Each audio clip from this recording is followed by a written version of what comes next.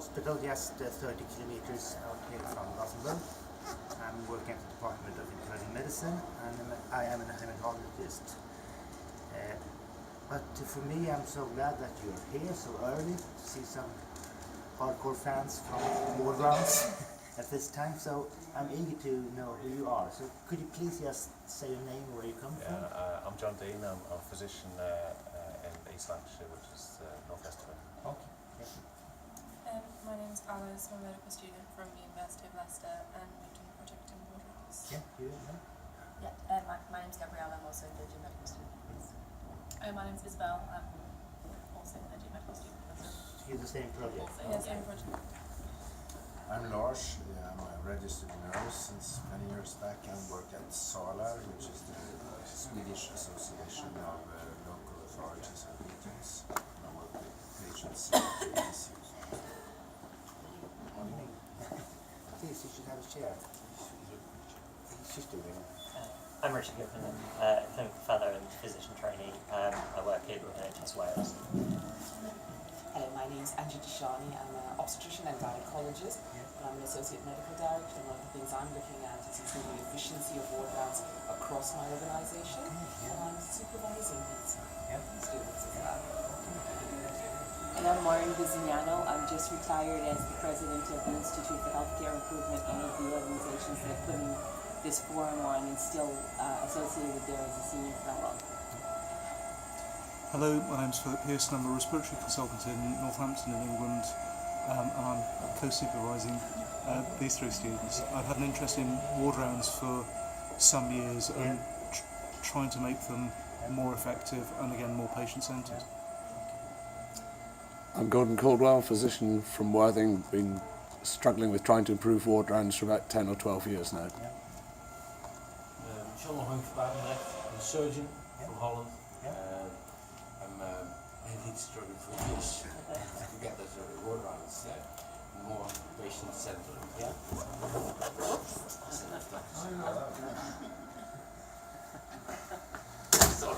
So thank you very much for sharing your personal experience from ward rounds, and it's, I could talk for this for so long because ward round has been sort of also a passion for me because it's not so well described. Everyone does it all around the world. It has not been, research hasn't been so interested in the ward rounds, and still it is a central part of everyday work at the hospital. And when you start dealing with ward rounds, you start talking about, the first thing to talk about is the structure. How can we change the structure? But the more I work with this, and the more our department I work with this, we sort of found out that it's more issue of culture. How do you treat each other as working colleagues? That will also affect how you treat the patient. And I had a student going on my ward. She said that I've noticed that in the wards where people are kind to each other, they seem to be kind to the patient also. And that's a good remark. So then after working with the structure, we have been working with the culture, knowing that we have to also deal with the culture in order to change the ward round. And during this journey, the next sort of thing we discovered is that there is also a history. You have to know the history in order to deal with how you want to have the ward round in the future. And I will just start showing one of my fans, Bob Dylan, and he had this quote that if you want to control the future, you must know the past. And he is the one that has sort of most contributed to contemporary music these days. And what did he do? He came to New York. The first 2 years he was in New York, he just studied how people played. And he learned all the songs that he could before putting his own lyrics and his own tunes. And when you ask him, how do you create a song? Yes, I take an old one, and then I change the tune just slightly, and then I get new words. So I think you have to know the history of ward rounds when you are talking about how to change the structure. So let me just take you for some minutes in a short history of the ward rounds. And I will start with this picture. Some of you have seen it. It's Sir Luke Fields, the doctor, and it's in Tate Gallery. And it has been there ever since Tate Gallery opened up. Could you please share some of the thoughts when you see these pictures? What do you see? It's the position I adopt when I'm thinking as well. I'd like to know that lots of people can see that I'm thinking. Yeah, yeah. You like the picture? Yeah. Sitting down. Sitting down, yeah. He's sitting down. A worried relative in Yeah, there you as see well. in the back, you see the father and mother, and the father. Did you see Did you all see the mother? No, not. Yeah, and the father's having his hand on the shoulder. Yeah. Nice relationship between those two as well. Yeah. You also see that the patient is part of the environment Yeah. and almost absorbed by the Yeah. environment, Yeah. while the doctor is a foreigner in that environment. Yeah, it's true.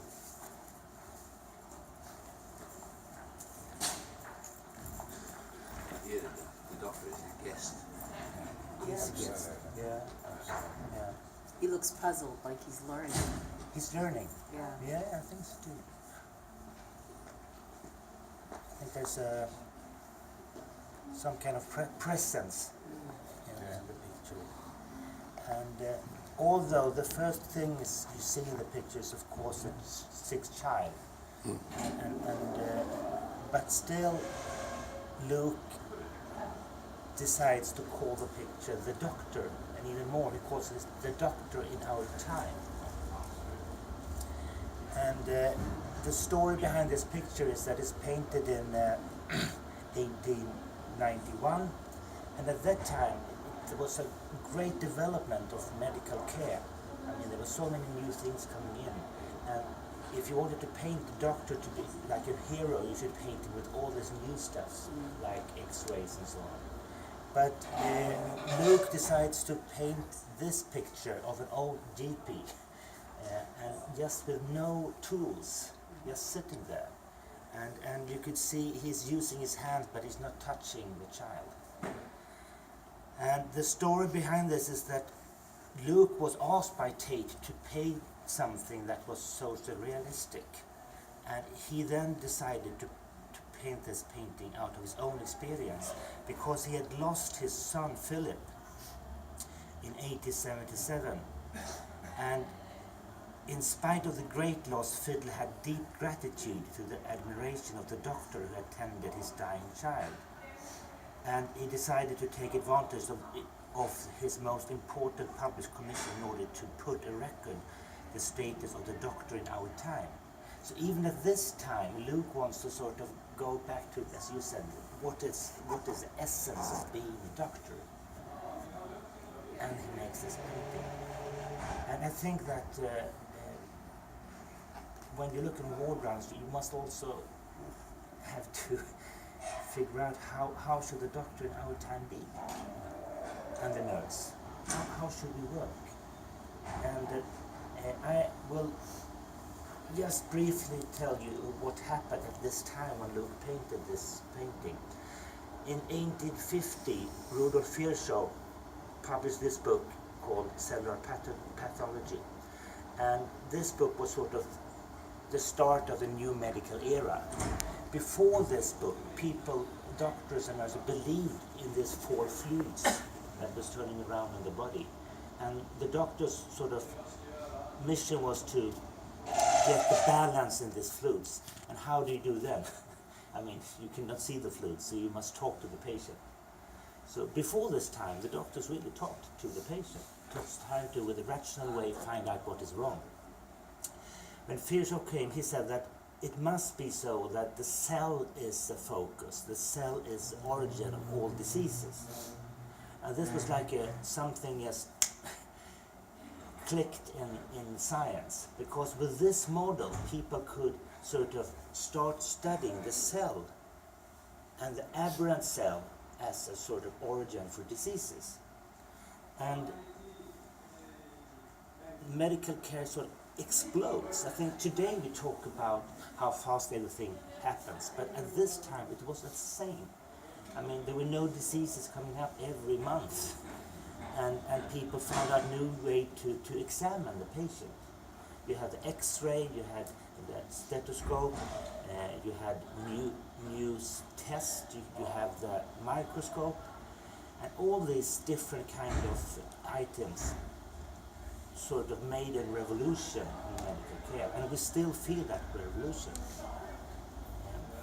So when people discovered the cell, and then after that had the diseases described, you need somewhere to have those people with the diseases. So that's why hospital comes up at this time. Before it was no use. People were treated at home. This is the Almedian Krankenhaus in Vienna, one of the first hospitals in Europe. And if you look at it, what kind of impression do you get? Prison, yeah. Yeah, that's good, really. Institution.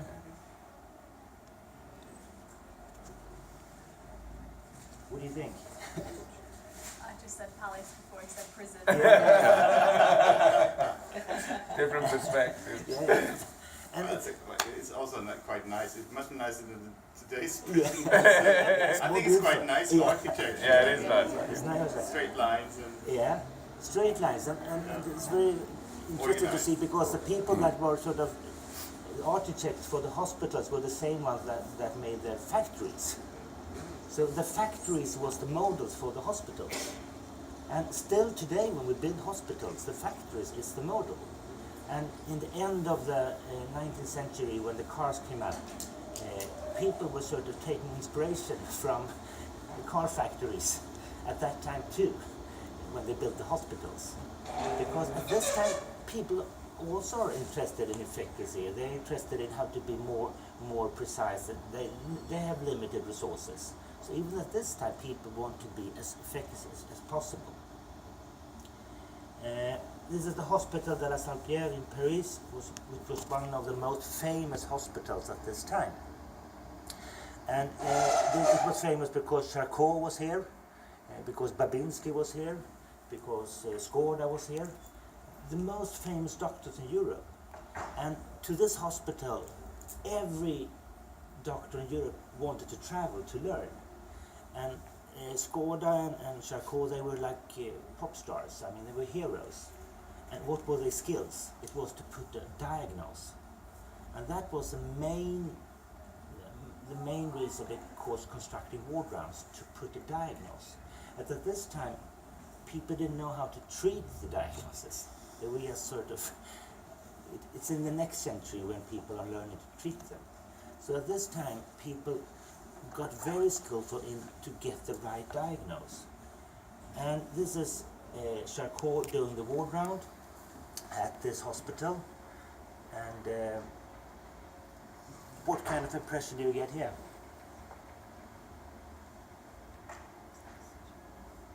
The master with students. Yeah.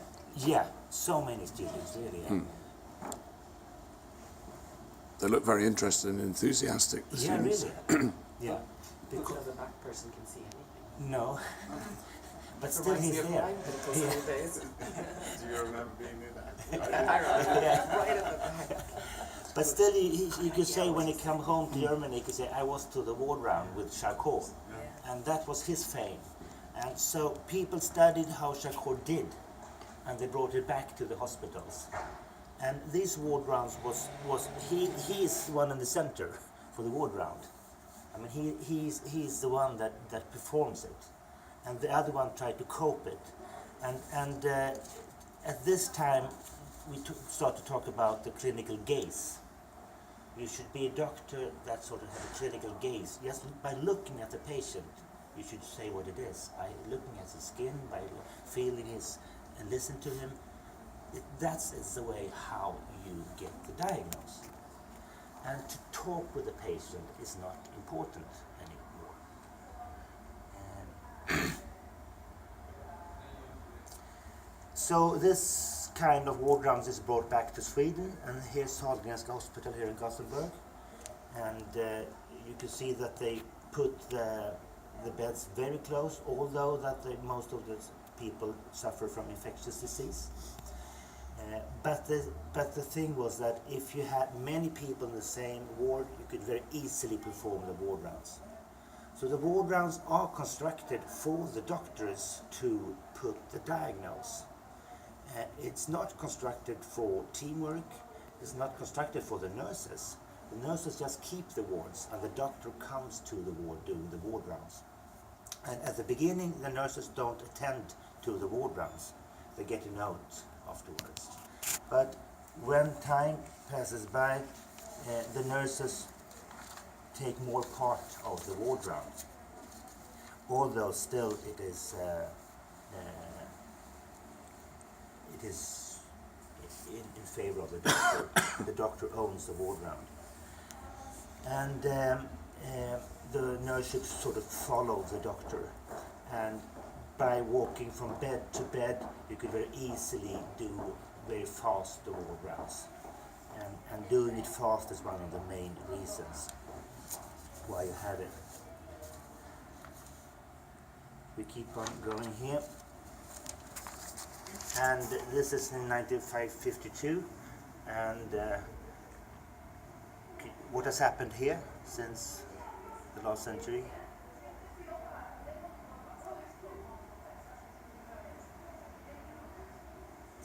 It's not so many beds. I mean, the distance between the beds are getting more and more broader.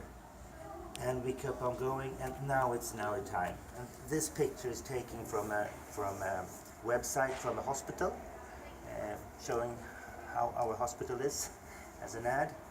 And what do you get for impression of this picture?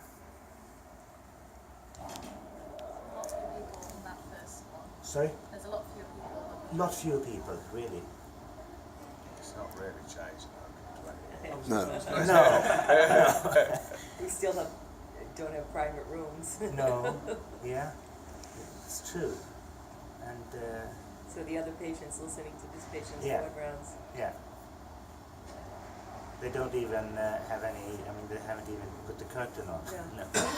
The curtain doesn't do anything about hearings. It gives the impression of a multidisciplinary team Yeah. doing Yeah. this.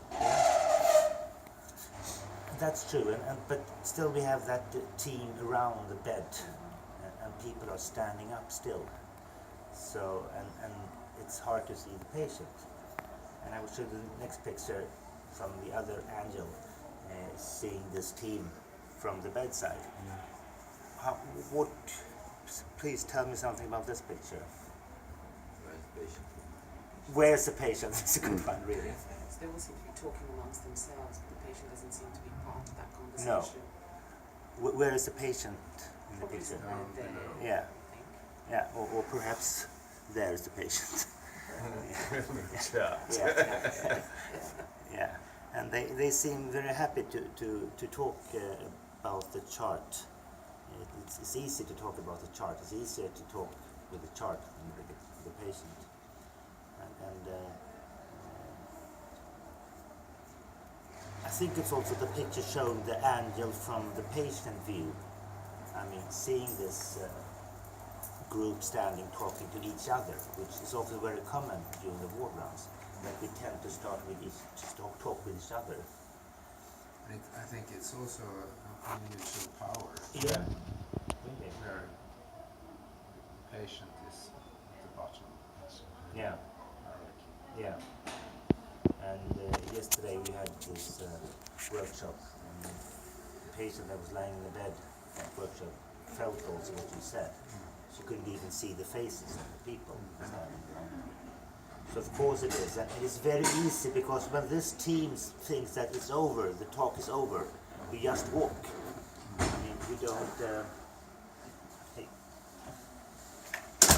When the discussion with the patients tends to be too infected or something, or too difficult, it's so easy just to walk to the next bed.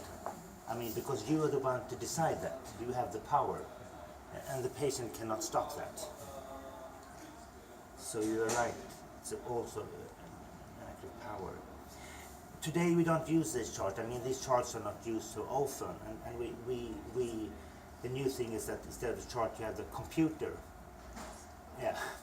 And the computer, you don't have it with you do the ward round, so the next thing is to go back to your room and sit with your computer.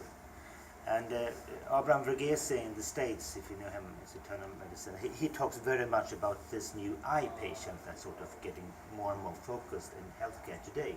That we tend to spend more and more time in front of the computer than in front of the patient. And in Sweden we have done also some studies on that. And and of course it's so much easier to treat the computer.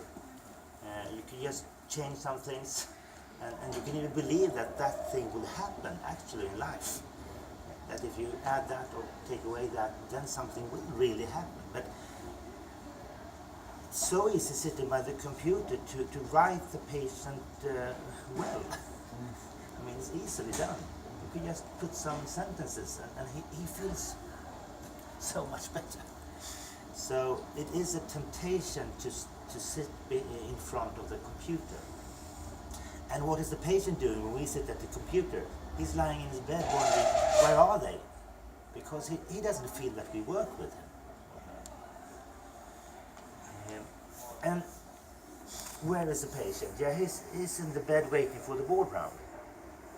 And this is taken from a website, and that girl, she was so frustrated, and she wrote in social media that I was around walking, had my breakfast at the ward, and then the nurse came, told me I must go to bed. And I said, why? You must, because the ward round is coming.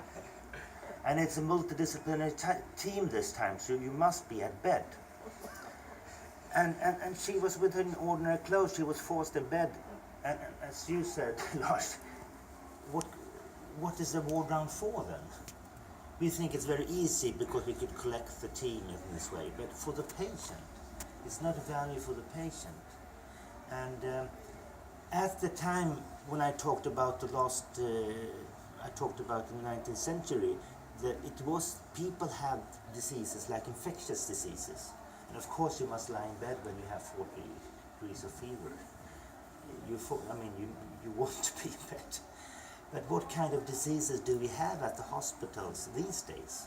It's heart disease, it's lung disease, it's kidney disease. All those kind of disease to whom we say to the patient, you must get up. You must not lie in bed, you must get up. So the diseases we treat at hospitals today doesn't necessarily need beds. But still we keep the beds and we build hospitals with beds. When the architect starts writing, to sort of figure out the hospital, they start, how many beds should we have? That's the first question. And to my opinion, we should not have beds just for the ward rounds. We should have beds for the very sick people, the very sick persons. But the other persons staying at hospital, I mean, they should be treated like if they could be up, because it's best for the diseases also. And then we could also meet the patient in a more personal way also. But there are many reasons for getting the patient up for the bed, also medical reasons. I think a term for this situation that you described is oppression. Yeah. Literally, oppression. Yeah. It is really. And people also tell that. I mean, that was her feeling. She wrote it like that. So, the more lack of time you have, the more we tend to sort of press the patient. It's also something else. Yeah. One of the things I'm trying to develop is hernia surgery under local anesthesia. Yeah. It's impossible to get my patients walking to the theater and in a chair out. Yeah. Impossible. Yeah. They will be brought in a bed, they will be taken out of the bed. Yeah. Can't get those mind changes. I'm working on it for years. Yeah. Wow. The bed is paramount. Yeah. But it's a very interesting concept, because in India, not that I've practiced in India, but there the patients will walk into theatre. Yeah. So they'll empty their bladder, they'll Yeah. get into a gown themselves, Yeah. they will walk into theatre. If they've had a general anaesthetic, then they'll get a bed to transfer them. Yeah. But otherwise, they'll walk out if they Yeah. can walk. Because they've got to go home. Yes. Yeah. So if they can't walk, they can't go home. Yeah. It's it.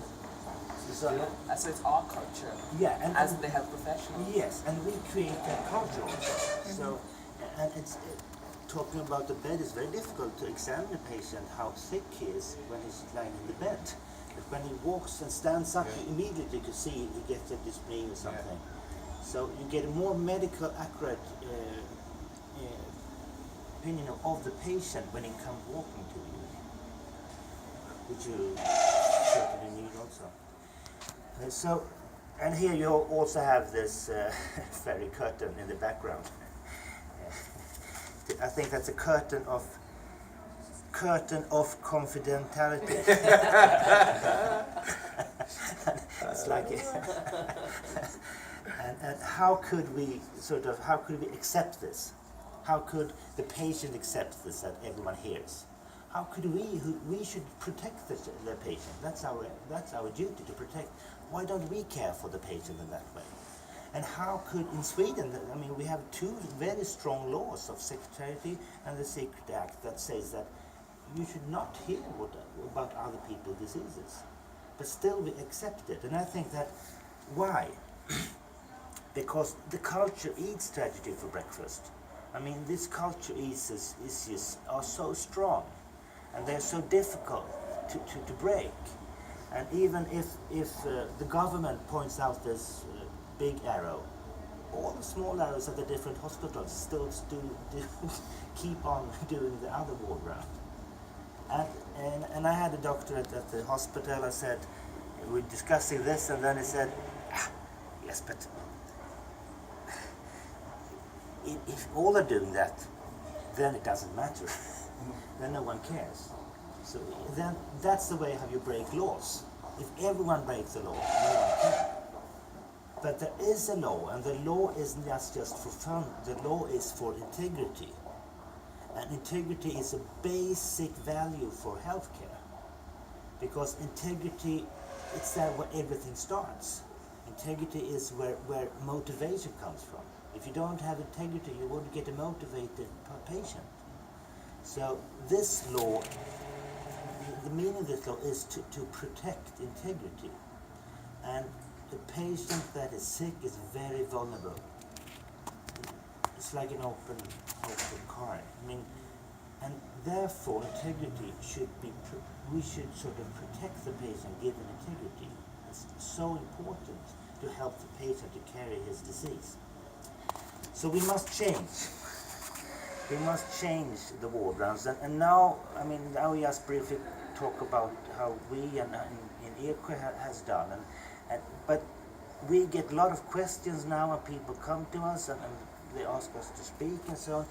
But there is no sort of fixed model for how it should be done in the ward round for the future.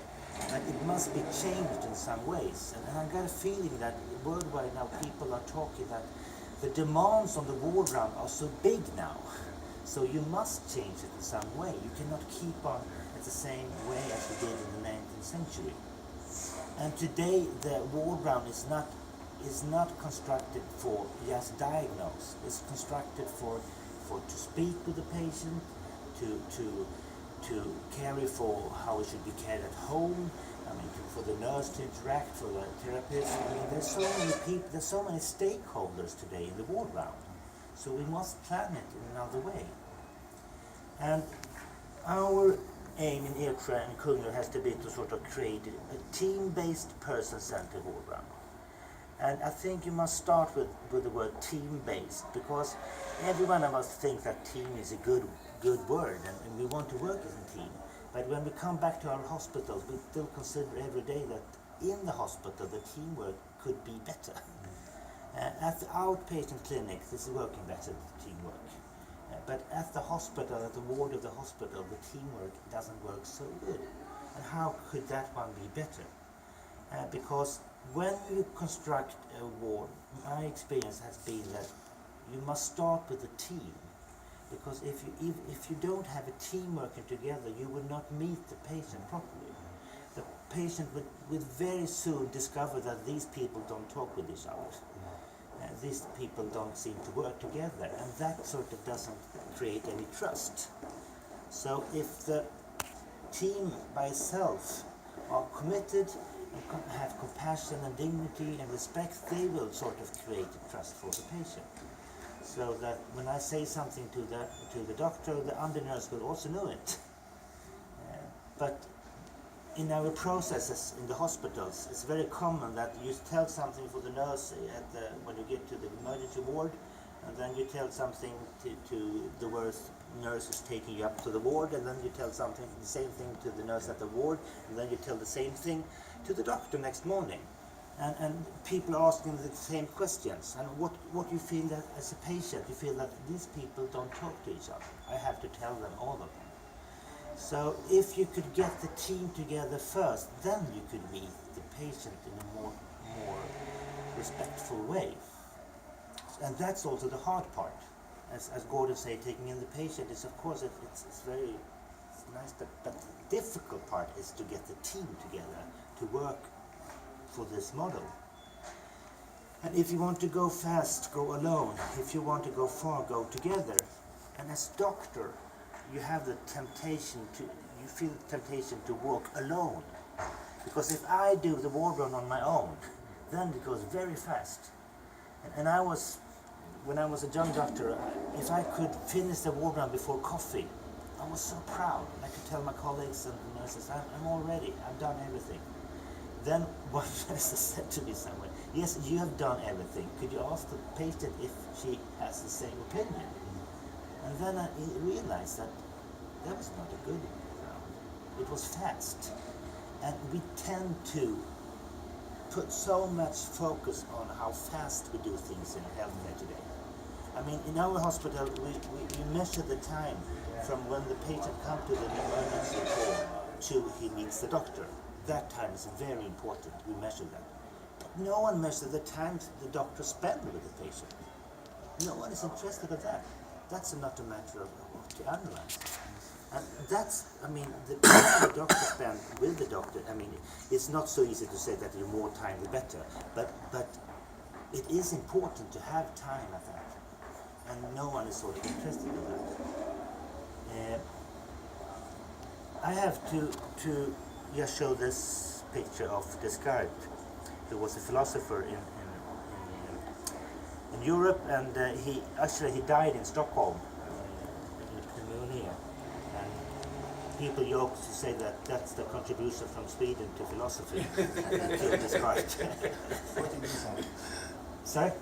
Can you repeat? I didn't hear. Yeah, Descartes, he came to Sweden. Christina, the queen, took him to Sweden to get some philosophy in Sweden. But he died at the castle in pneumonia. So we used to say in Sweden that the only contribution to Sweden to European philosophy is that we killed Descartes. So, but how about Descartes? Yes, because he was a thinker, and he was the first one sort of thinking that the body and mind are different kind of things. The body and mind are separated. And by doing that, he could get two things, because he could be a rationalist, and he could also be a scientist. And by doing that, separated the mind from the body. You could treat the body as an item, as an object. And that was it was very fruitful for science to do that. But we still have that with us in modern healthcare, that we still separate the body from the mind, although that no one would say that it is like that. But if you see how we work, we still have separate tasks as doctors and nurses. And the body is an issue for the doctors, and the body should be cured. And if the doctor doesn't cure the body, he's not a good doctor.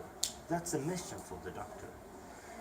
On the other side, the nurse has sort of taken the other part, which was left over, the soul, to care for the patient and to be responsible for the patient's experiences. And we still have those sort of different tasks in healthcare. And this is a modern picture by Valdemar and Inspire, putting care and cure at a different part in healthcare.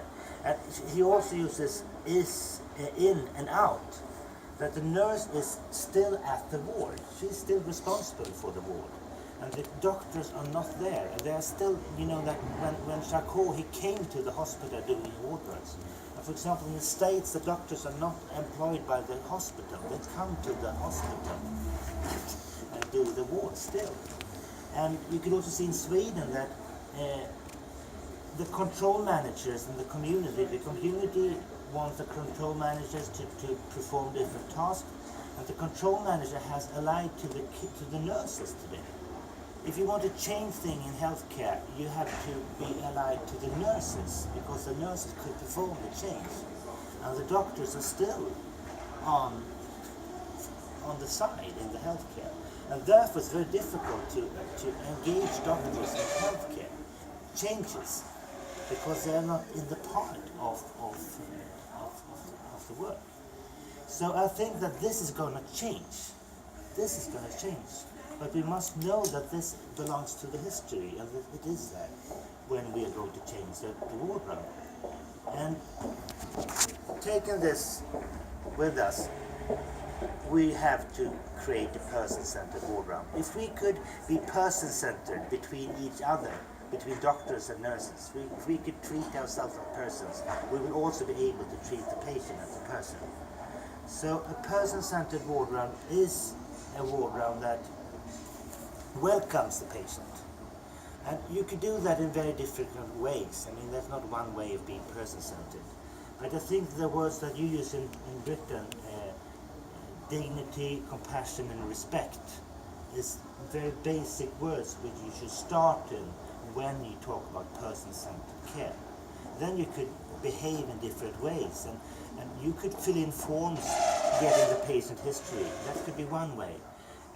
In our way, talking about our ward round, we have sort of, our aim has to be to create a person-centered atmosphere. Milieu that could be person-centered, where the patient could be in center.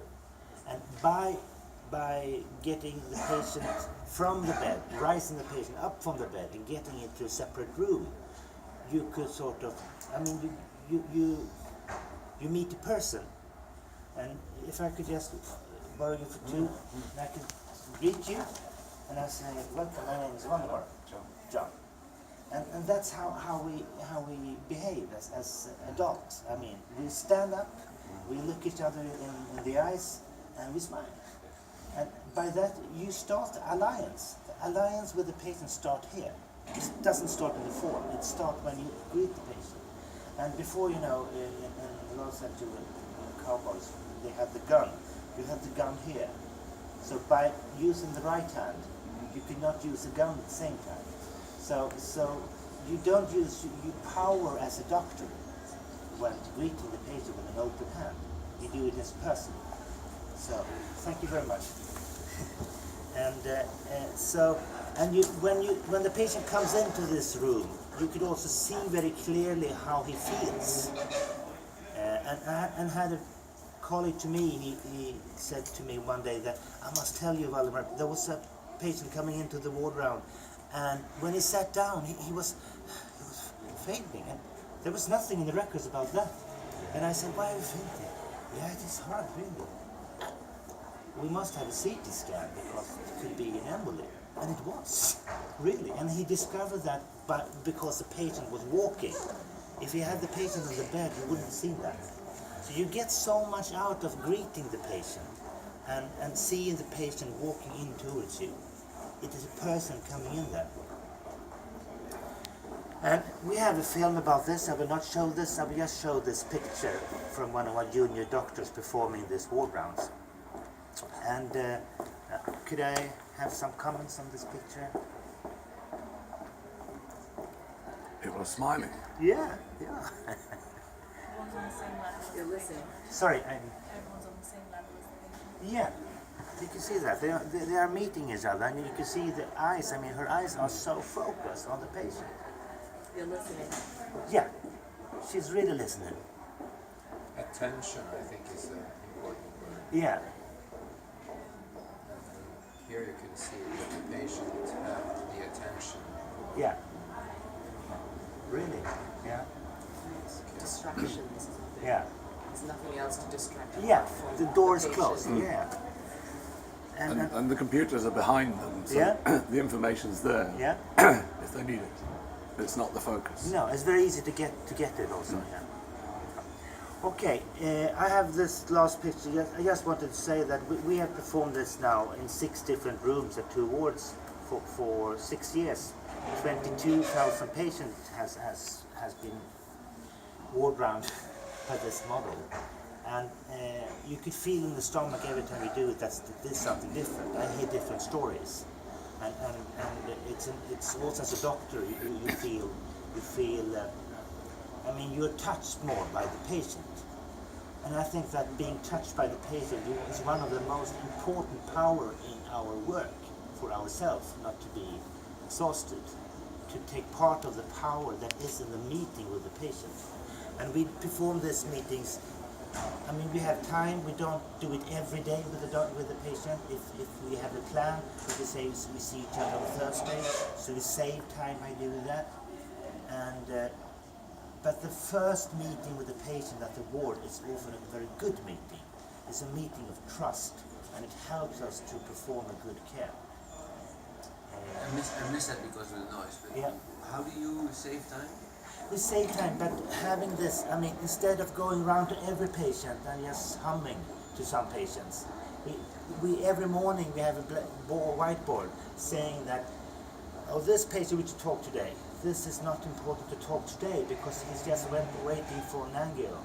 So, every morning we try to figure out, and the night nurses has also duty to do that. So we save time by doing that. And of course this patient meets the nurses and I'm the nurse, and then they report something. So, but the doctor, we have decided to, instead of doing many short talks, we do fewer better talks. We will show you the film Yeah. when we are having some coffee. So I hope that some of the emotions in that picture you can also see here, in this picture. And I think that both that we need that also. We who are working in healthcare, we need this also. It's not also for the patient. We need real meetings. We also need that in order to cope. So the art of ward round is an art of medicine.